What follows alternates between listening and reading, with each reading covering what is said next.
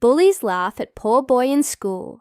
Then Barron Trump steps. In the school hallways echoed with laughter, sharp, cruel, and unrelenting. It wasn't the kind of laughter that spread joy. It was the kind that cut deep. The kind that made someone feel small, invisible. James, a quiet, slender boy with second-hand clothes and worn-out shoes, kept his head down as he clutched his old backpack tighter. He had learned long ago that speaking up only made things worse. The moment he entered the school, the whispers started.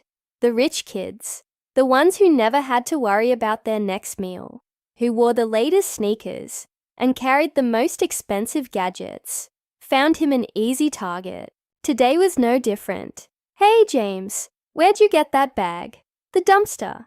One of them sneered, nudging his friend as they laughed. Maybe if he sold it, he could afford real shoes. Another added, pointing at the soles peeling off, "James's sneakers." James felt his face burn, but he forced himself to keep walking. He had made it almost to his locker when another shove from behind nearly knocked him over. His books spilled onto the floor, scattering across the polished tiles. The laughter grew louder. "Oops, my bad," said Logan, the leader of the group, tall, broad-shouldered, and dressed in designer clothes. He was the kind of kid who got away with everything. He smirked, looking down at James as if he were nothing more than a bug beneath his shoe. James bent down, quickly gathering his books, his hands shaking. He could hear the jeering, the taunts, the camera phones clicking as the bullies recorded his humiliation. He wanted to disappear. Then just as Logan was about to push him again, the hallway fell into a stunned silence.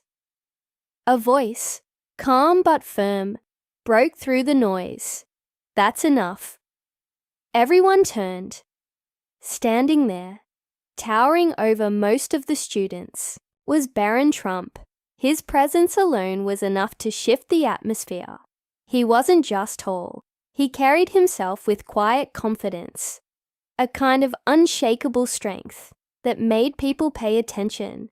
The bullies hesitated, their smirks faltering. Logan forced a laugh, trying to play it cool. "What? We're just messing around." Barron didn't even blink. "It's not funny." His voice was steady, controlled, but there was an edge to it, the kind that made you think twice before pushing any further. James, still crouched on the floor, looked up in shock. He had never spoken to Barron before. They were from completely different worlds. Why was he stepping in now? The tension in the hallway was thick. Everyone was watching, waiting to see what would happen next. The bullies weren't used to being challenged. Logan's jaw tightened. For a split second, it looked like he might try to stand his ground. And then, the school bell rang, cutting through the moment. But something had changed. As the students slowly dispersed, whispering among themselves, James couldn't shake the feeling that this wasn't over, and neither could Logan. James walked to class with his head still spinning. He had been bullied for so long that he had almost accepted it as a normal part of his life. But today, something had changed. Someone had stepped in. Not just anyone, Barron Trump.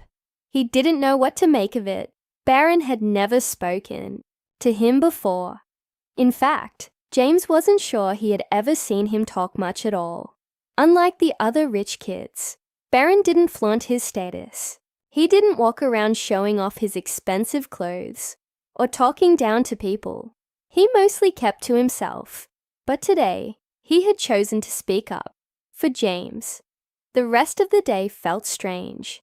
People whispered in the hallways, glancing at James, as if seeing him for the first time. The bullies didn't bother him in class, but he could feel their eyes on him. Logan, especially, was fuming.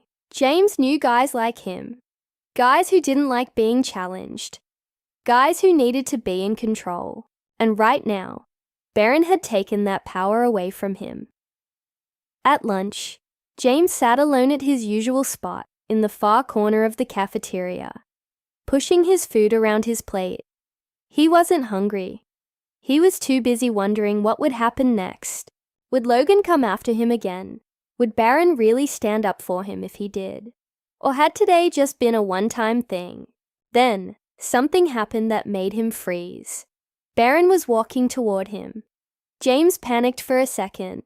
Unsure of what to do, he glanced around, half expecting it to be some kind of joke. But Barron wasn't laughing. He simply sat down across from James, setting his tray down like it was the most natural thing in the world. For a moment, neither of them spoke. The cafeteria had gone eerily quiet, as if everyone was watching, waiting to see what would happen. James swallowed hard. Hi. Barron nodded. Hey. James glanced around again. You know you don't have to sit here, right? He wasn't sure if Barron realized what he was doing. Sitting with James meant stepping even further into his world. It meant becoming a target himself. Barron didn't seem to care. I know. He took a bite of his food, unfazed by the stares. James wasn't sure what to say. No one had ever done anything like this for him before. The bullies had made him feel like an outcast for so long that it was almost weird having someone willingly sit with him. But Logan wasn't going to let this slide. Across the cafeteria, Logan and his friends were watching, their expressions dark, with anger. James could see them whispering, plotting. And then, just as expected, Logan stood up. He walked over to their table, his fake smile stretched across his face. Wow, Barron, he said, loud enough for everyone to hear. Didn't know you were into charity work. His friends snickered behind him. Barron looked up, unfazed. Didn't know you were into embarrassing yourself, he replied calmly. A few people gasped. Logan's smirk twitched.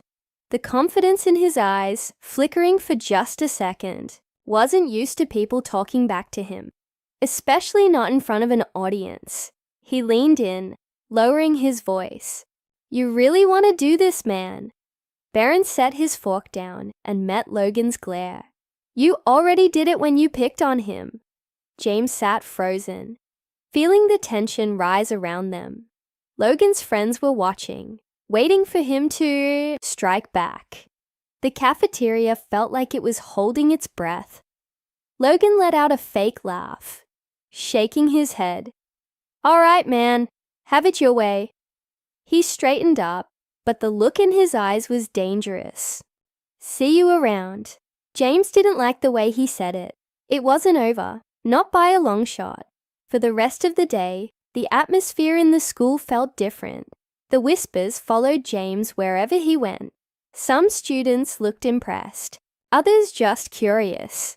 But the ones who mattered, Logan and his friends, looked furious. James knew this wasn't going to end here. Bullies didn't just walk away. After school, James packed up his things quickly, hoping to get out before Logan found him. But as soon as he stepped outside, his stomach dropped. Logan was waiting. James stopped in his tracks. The sun was already setting, casting long shadows across the parking lot. Logan stood with his arms crossed, his friends flanking him like bodyguards. James knew running wouldn't help. He had nowhere to go. And then, a familiar voice spoke up from behind him. Going somewhere. James turned and saw Barron standing there, calm as ever. And just like that, the game had changed. Logan's smirk returned the second he saw Barron. He chuckled under his breath and shook his head. You again. Barron stepped forward, calm, as ever. Yeah, me again. James felt his heart pounding. He had never been in a situation like this before. It was always just him against the bullies. No backup, no one to step in. But now, Barron was here, and for some reason, that made all the difference. Logan scoffed. Look, man, I don't know why you're so interested in this loser, but you should probably walk away before this gets messy. Barron didn't flinch. Or maybe you should. A tense silence filled the air. Logan's friends shifted uncomfortably, waiting for him to make a move. Logan's jaw tightened. You think you're better than me? His voice was lower now, more dangerous. Because of your last name, because you've got money. Barron shook his head. No.